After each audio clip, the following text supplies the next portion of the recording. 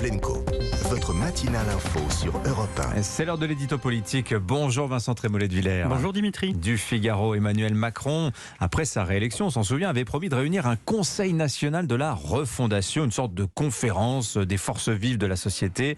Ça devait être un grand rendez-vous politique et social. On est à moins d'une semaine de la première réunion de ce CNR. L'enthousiasme est nettement retombé là.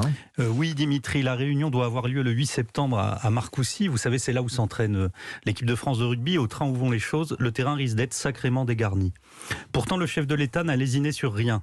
L'acronyme d'abord CNR renvoie au Conseil national de la résistance. Rappelons que c'est en 1943, quand les nazis occupaient la France, que fut créé cet organisme décisif dans notre histoire. Comme le dit Alain Finkielkraut, l'orgie analogique n'a plus de limite. Ce n'est pas la guerre de 40, mais l'heure est grave. Dans sa lettre, Emmanuel Macron invoque la montée des périls, puis il écrit « Le Conseil national de la refondation n'est pas une nouvelle institution, mais une nouvelle méthode pour rassembler notre pays ».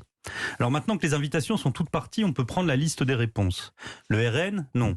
LR, non. Le PS, non. LFI, non. Le PC, non. Côté syndicat, la CGT, non. Les autres ont finalement répondu oui, mais sans illusion ni enthousiasme. On continue. Gérard Larcher, le président du Sénat, non. David Lisnard, le président de l'Association des maires de France, peut-être. Mais un peut-être qui ressemble à un non. Édouard Philippe, non. Il est au Québec. L'opposition dit non, mais même une partie de la majorité se défile. C'est la débandade. Le CNR, qui a pour objet d'établir un consensus, est en train de faire consensus, oui, mais contre lui. Alors, pourtant, Vincent, notre pays a plus que jamais besoin de débat sur son avenir. Je crois bien que non. Et c'est un passionné du débat qui vous le dit. Rappelons que nous comptons 520 000 élus locaux, qu'ils se retrouvent dans les conseils municipaux, territoriaux, départementaux, régionaux. Qu'en plus des deux assemblées, nous avons un conseil économique, social et environnemental, le CESE, qui compte plus de 200 membres et un budget annuel de plus de 40 millions d'euros. Ajoutons les centaines d'agences, les commissions et autres Grenelles.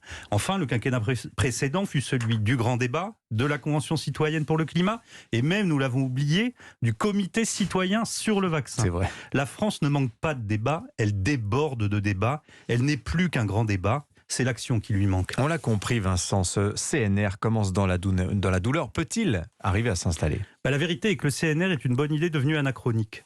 Dans cette histoire, Emmanuel Macron est à contretemps. Le chef de l'État a imaginé cette chose après la présidentielle pour contenir la crise démocratique. Abstention record, Marine Le Pen à plus de 40%. Il fallait faire quelque chose. Emmanuel Macron voulait gommer aussi son image trop verticale. Il pensait surtout disposer d'une majorité large, comme lors de son premier mandat, c'est-à-dire une assemblée godillot et peu représentative. Le CNR avait pour but de compenser cette carence parlementaire. Mais la surprise des législatives a tout changé. L'Assemblée nationale, avec le RN et la NUPES en force, est aujourd'hui plus représentative du pays que toutes les conventions artificielles.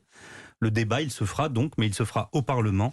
C'est simple et c'est pratique, Dimitri. Ça s'appelle la démocratie. Merci beaucoup, Vincent Trémollet de Villers. À la une de votre journal Le Figaro ce matin, justement, Emmanuel Macron peine à installer son conseil de la refondation.